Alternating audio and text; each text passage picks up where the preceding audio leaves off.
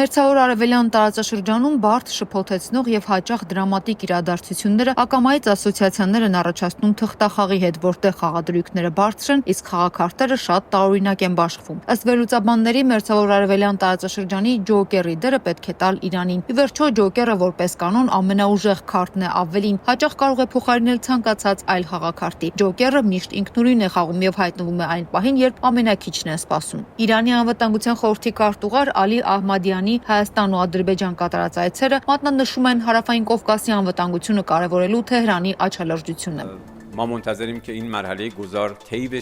Հարավային Կովկասի անվտանգությունը մեզ համար շատ կարևոր է։ Անվտանգությունն ու կայունությունը պետք է ապահովվի տարածաշրջանի երկրների կողմից, հեռու արտաքին միջամտությունից։ Պարոն Ահմադյանի այցն այդ երկու երկրների հետ հարաբերություններն ու քննարկումներն ամրապնդելու նպատակով են, որպեսզի վստահ լինենք, որ տարածաշրջանում խաղաղության պահպանմանն ու ամրապնդմանն ուղղված նախկին գործընթացները, այդ թվում 3 գումարած 3-ը կշարունակվեն։ Իրանը պատրաստ է այդ ուղղությամբ ունեցած հնարավորություններով աջակցել այս գործընթացին։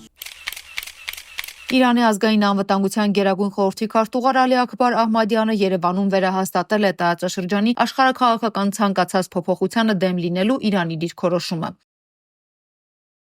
Իրանը պատրաստակամություն է հայտնել աջակցել Հարավային Կովկասի երկրների միջև քաղաքական, անվտանգային, տնտեսական հարաբերությունների զարգացմանը եւ անհրաժեշտության դեպքում միջնորդել հակասությունների վերացման համար։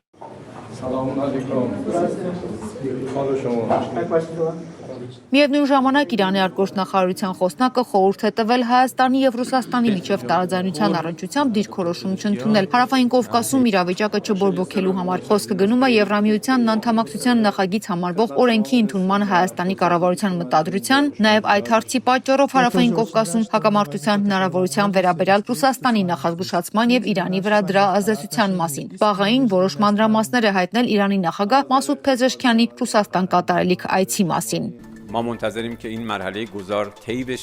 Այս ուղևորությունը շատ կարևոր է եւ այն սկսվում է Տաջիկստանից, իսկ հետո նախագահը կմեկնի Մոսկվա։ Ուղևորությունը կկայանա շաբաթվա վերջին։ Մոսկվայում կքննարկեն երկկողմանի համապարփակ համաձայնագիրը։ Այն քննարկվել է վերջին 3-4 տարիներին, իսկ տեքստի նախագիծը վերջնական տեսքի է բերվել ամռանը եւ այն կստորագրվի այս ուղևորության ընթացքում։ Մոսկվայի եւ Թեհրանի միջև համապարփակ ռազմավարական գործընկերության համաձայնագիրը պարունակում է 47 հոդված եւ ընդգրկում է երկկողմ գործակցության բոլոր ոլորտները։ Ռուսաստանում Իրանի դեսպան Քազեմ Ջալալիի խոսքով այս պայմանագրի մշակման ժամանակ հիմնական շեշտը դրվել է հավասարակշռության, ինքնիշխանության եւ երկրների տարածքային ամբողջականության հարգման սկզբունքների վրա։ Ռուս-իրանական համաձայնագիրը ստորագրվելու է 2025 թվականի հունվարի 17-ին Մոսկվայում երկու երկրների նախագահների բանակցությունների ժամանակ։